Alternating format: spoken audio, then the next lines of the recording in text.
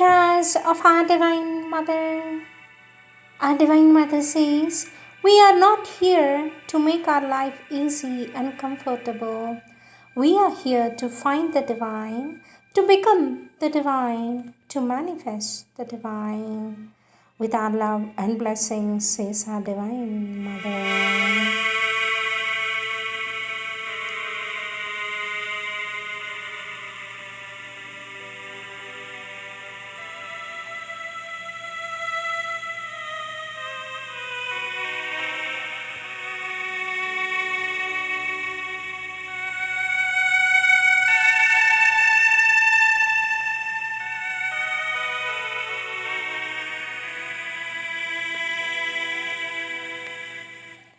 Words of our Lord Sri Aurobindo, taken from the book Letters on Yoga, from the collected works of our Lord Sri Aurobindo, SABCL Volume 22, page 295, topic, What is the Psychic?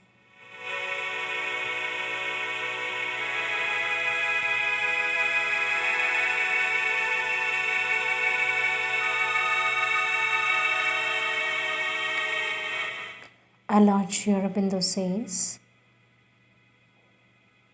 the term psychic, for that is popularly and vaguely called the soul, distinguishes between the psychic principle, which is present in all things and creatures, and psychic personality, which is characteristic of the human state of development.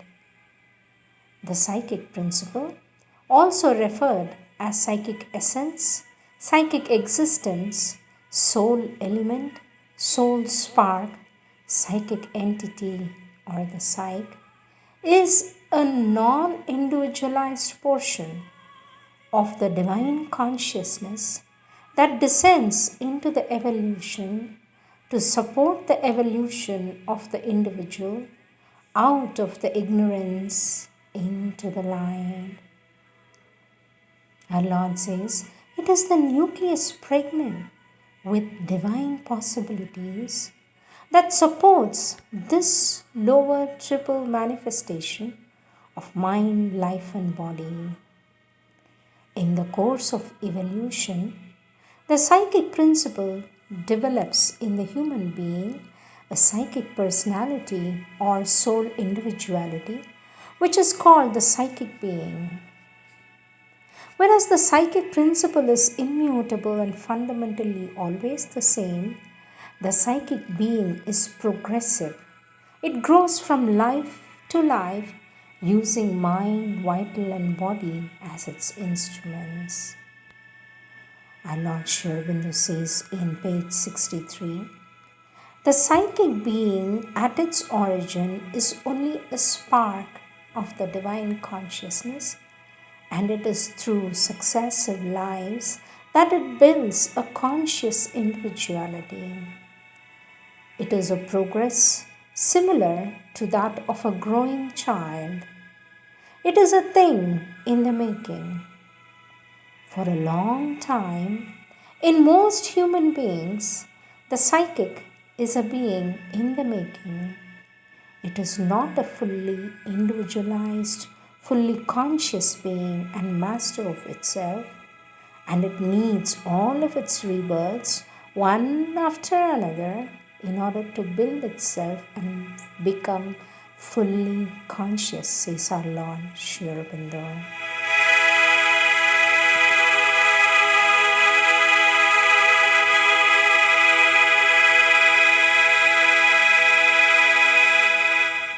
Our Lord says, the term soul as used is referred to the non-individualized psychic essence, but sometimes also to soul individuality or psychic being. Similarly, the psychic usually means the psychic being, but sometimes refers to the essence, the psychic essence. The significance of the psychic being, says our Lord, in the evolution of consciousness lies in the fact that the psychic being is a projection of the divine consciousness into matter to awaken matter out of its inertia so that it takes the path back to the divine. Mind is generally regarded as a characteristic feature which distinguishes human being from an animal. But a more salient characteristic distinguishing the human being from the animal is the possession of the psychic being. Our Lord Aurobindo says in page 42, the psychic is the psychological center of our being because it is the inmost part of our being, supporting all the other parts, mental, vital, physical. Though in theory, the psychic is the true master of the being, who puts forth and uses the instruments of mind, life, and body, in actuality, in most human beings, the psychic is entirely veiled and overshadowed by its mental, vital, and physical instruments.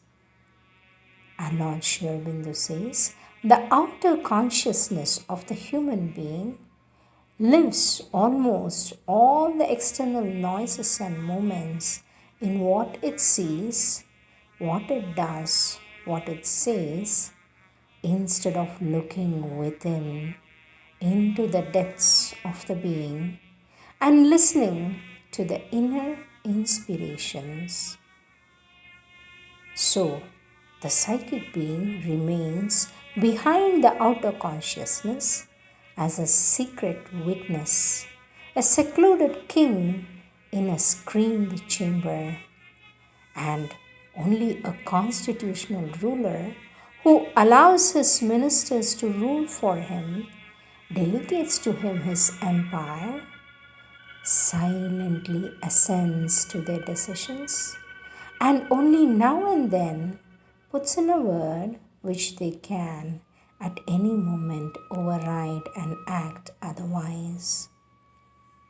Our Lord Aurobindo says in page 3, for the psychic part within is there to support the natural evolution, and the first natural evolution must be the development of the body, life, and mind, and successfully they must act at each one of its kind or together in order to grow and evolve.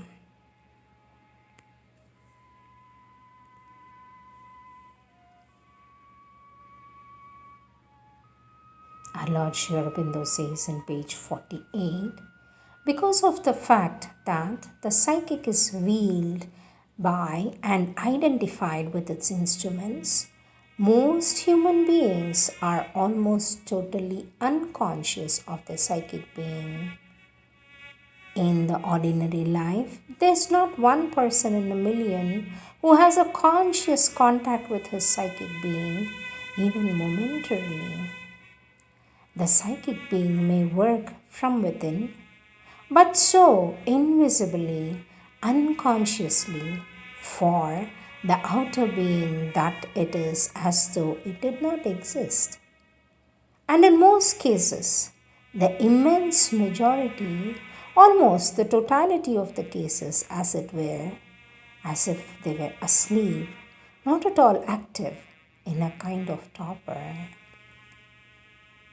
Our Lord Aurobindo says, therefore, in most human beings, the psychic being acts as an unconscious influence rather than as a conscious presence.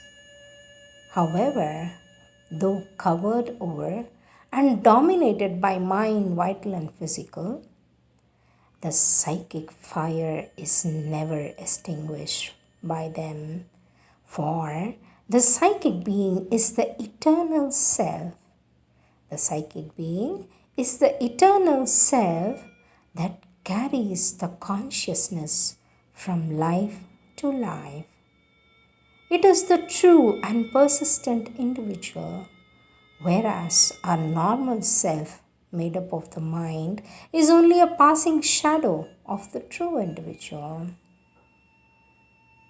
Nor is the psychic being tarnished by the defects and impurities of the mind, vital, and the physical, for it is an ever pure flame of divinity in things, and nothing that comes to it, nothing that enters into our experience can pollute its purity or extinguish the flame.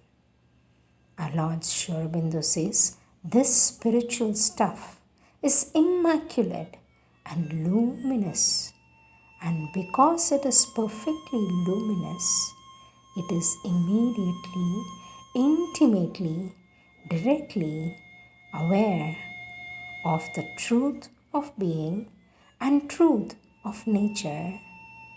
It is deeply conscious of the truth, good and beauty, because truth, good and beauty are akin to its own native character, forms of something that is inherent in its substance. Our Lord Sri Aurobindo says, what get mixed with and contaminated is the defects of the mind, vital, and the physical, and it is not the psychic being itself, but the action of the psychic being as it comes up from the depths to the surface of the being. It is only as the psychic being emerges more and more in front that it gets clear of the distorting mental, vital, and the physical mixture, says our Lord Sri Aurobindo.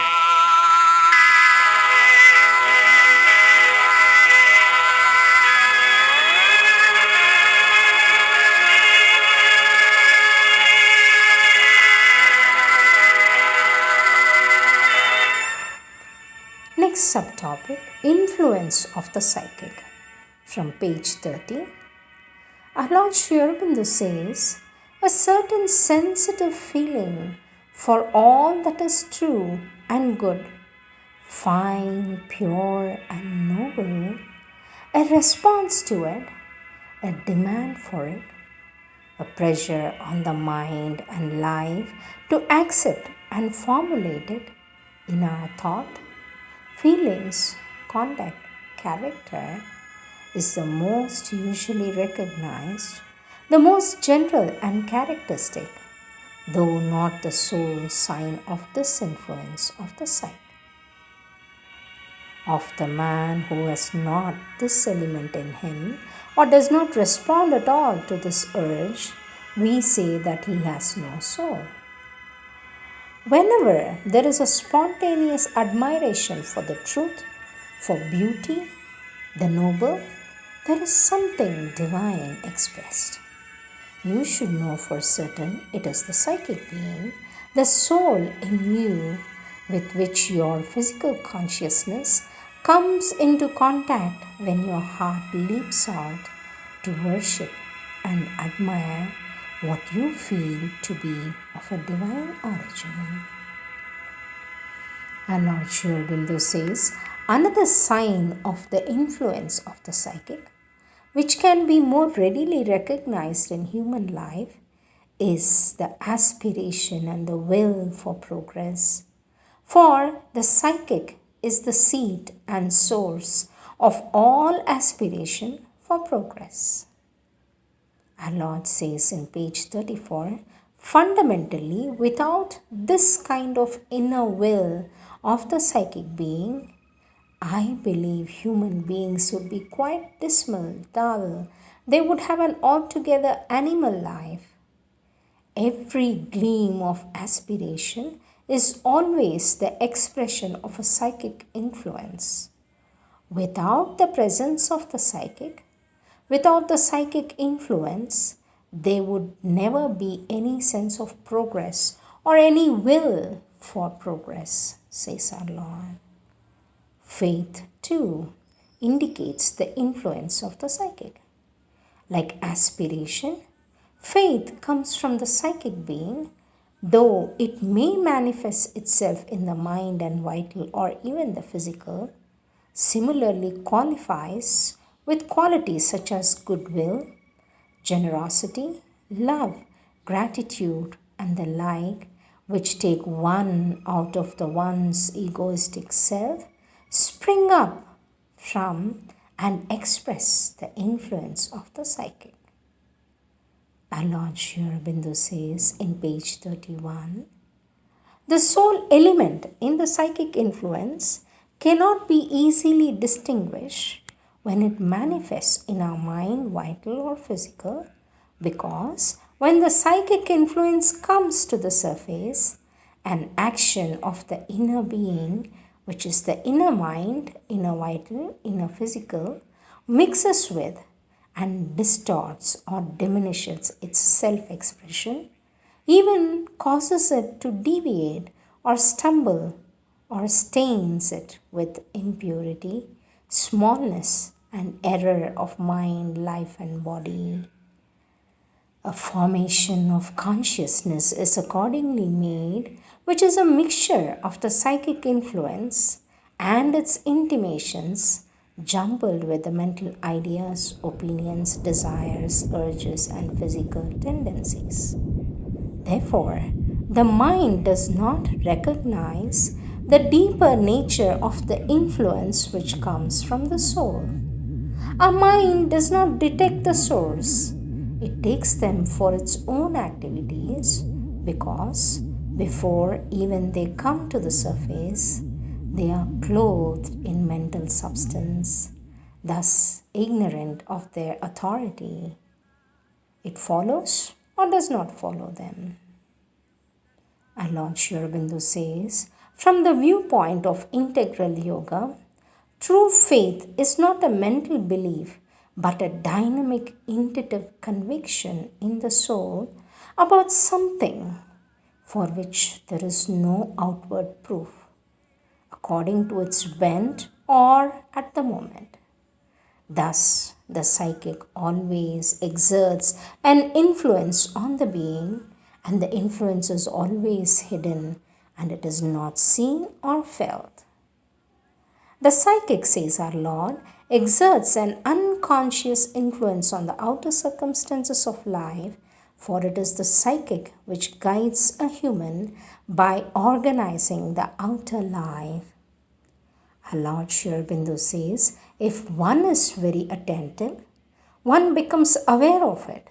For instance, when they have decided in their outer ignorance to do something, and instead of their being able to do it, all the circumstances are so organized that they do something else, they start shouting. Our Lord says, well, most of the time it is just the very circumstance which was most favorable for their inner development. And when you are little awake and look back, if you are at least in the least sincerity, you say, it wasn't I who was right, it was nature, or the divine grace, or my psychic being who did this.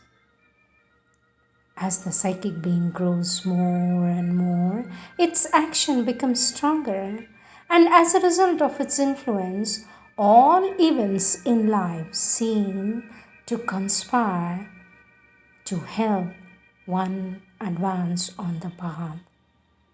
And Lord Aurobindo says, for the psychic being can draw towards you the things which help you, draw people, books, circumstances, all sorts of little coincidences which come to you as though brought by some benevolence.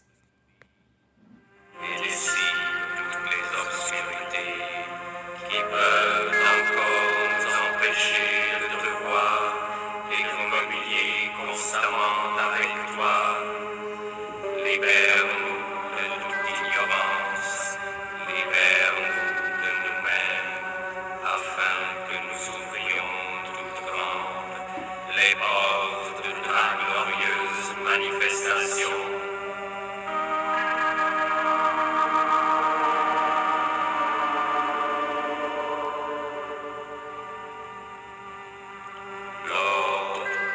Become the sovereign master of our lives and dispel all the darkness which can still prevent us from seeing and constantly communing with thee.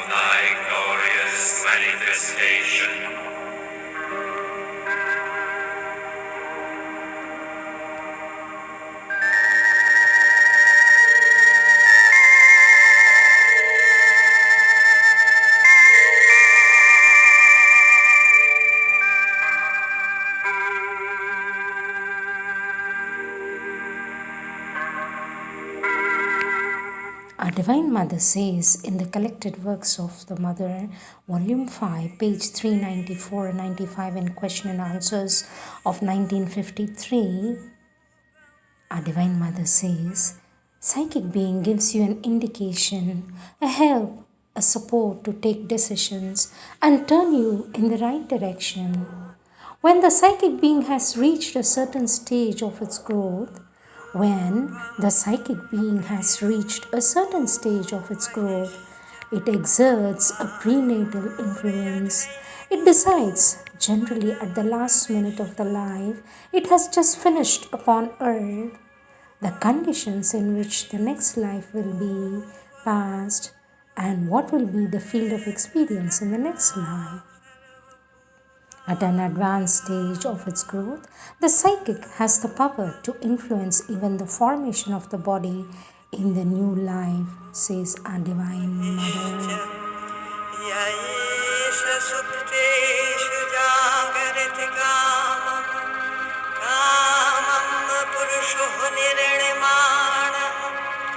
तदेव शुक्रं तद्ब्रह्मा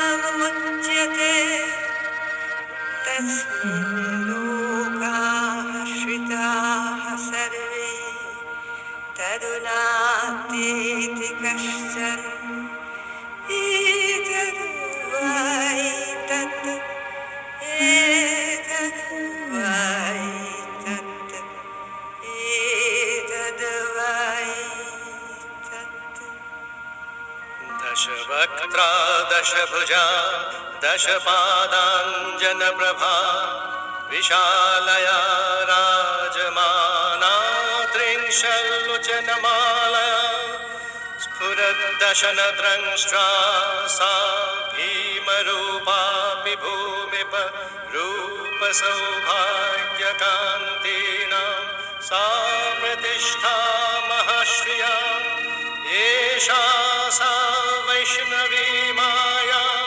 महाकाली दुरत्यया आराधिता वशीकुर्यात् पूजा कर्तुश्चराचर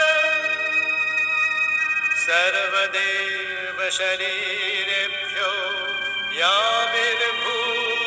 याभिर्भूताहमितप्रभा त्रिगुणा सा महालक्ष्मीः साक्षात् महिषमर्दिनी साक्षात् महिषमर्दिनी साक्षात् महिषमर्दिनी